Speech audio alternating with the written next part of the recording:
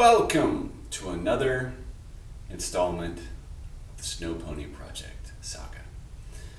Right now, we're going to do a little update with the goings-ons of the engine situation. We want that thing to be running by the end of the month, and this is March 1st. So just a few weeks, tidy up some loose ends.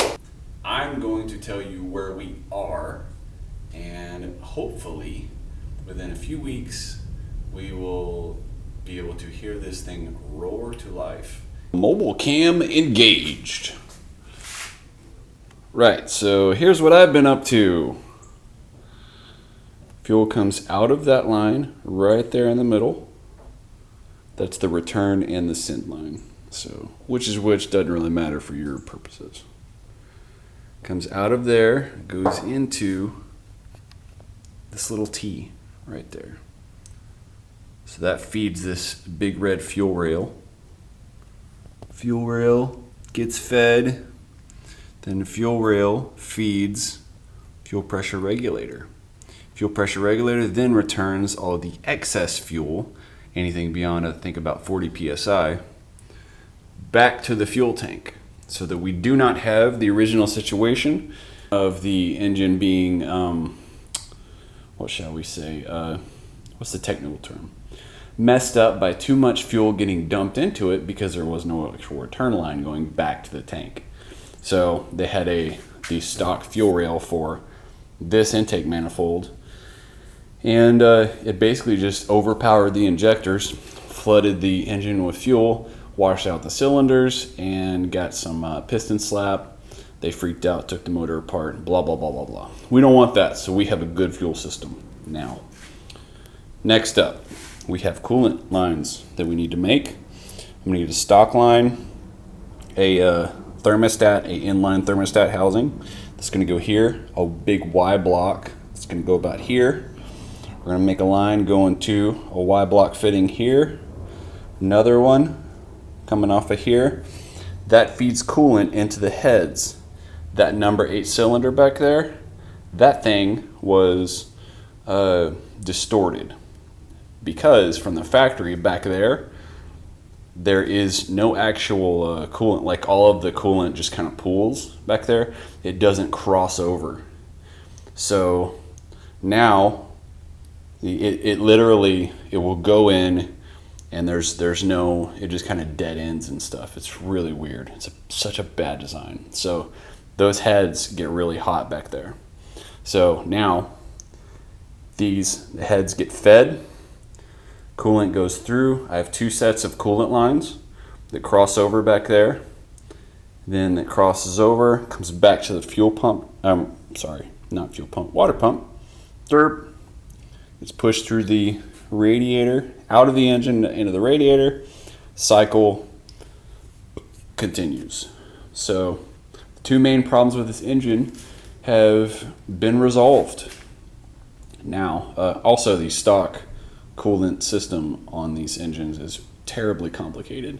So now it just kind of works like any old car. You have a thermostat, motor gets fed, comes out of motor, radiator gets fed, goes back through thermostat, blah, blah, blah. Rinse, repeat. Awesome sauce. You may be wondering why I have all of this stuff in the way while I do this work on the car. One is to show you like how cool it looks with this strut tower brace in place. But also, as I fabricate these things, I want the engine to be able to be worked on later on easily. I don't want it to be a big deal. So no drama of having to take off 15 different things to get to one little doodad. So the strut tower brace, yeah, we can take it off really easy. You just undo some bolts and lift it right off. There's no nuts on the backside. Well, they are, but they're welded to the chassis.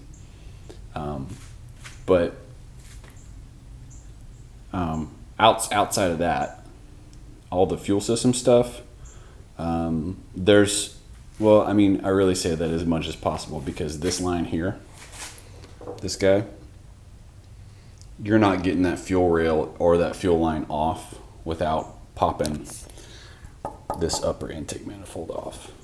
It just won't make it, just because of the way it's designed. But it's super easy to get the intake manifold off, so it's not really a problem. It's more of an intake manifold hat rather than an upper. So, you know, aside from the general, like, basically, like, all that stuff back there, aside from everything back there, we have a lot of room to work. Just basic maintenance stuff. Oil filters right there on the side. Belts are easy to get to. This ugly thing, that's gonna go. That's just right there because it holds coolant, and I wanted to make sure all my, again, while I'm making stuff, everything is in place that's gonna be in the bay while I'm whenever the car's running. I don't want to fabricate some line that goes in some place and, oh crap, now I gotta redo it because I didn't account for this thing being there, you know? So yeah, that's really about all that's been going on. Trying to get this motor back to its properly running self. Oh yeah, one thing, just a note to anybody. I put JBA mid-length headers on it, all right? Well, I don't know exactly why. There's a lot of moving variables here. I have a Maximum Motorsports K member. I have those headers. I don't know what the deal was, but I had to kind of bash the frame rail just a smidge to give that header on the passenger side a little bit more clearance. It was just barely touching, and the engine, when it torques, should rotate away. The manifold will rotate away, but whenever you're building things, the engine's going to move back and forth. It's going to vibrate. That would have just end up burning off that paint or rubbing it off, causing rust, and then you got a much bigger problem. So I dropped this thing back out of the car and took a hammer to it, did the deed, and put it back in. Oh, by the way, a hammer is in these parts commonly referred to as a universal wrench among my more redneck brethren. So if you ever hear that term, they're talking about a hammer, probably. Universal wrench, you know, because you can wrench on anything with a hammer big enough. So that's what's up. Fuel system, coolant system, all the vital systems. We are almost to the point where we can put fluids in this thing and start turning some keys.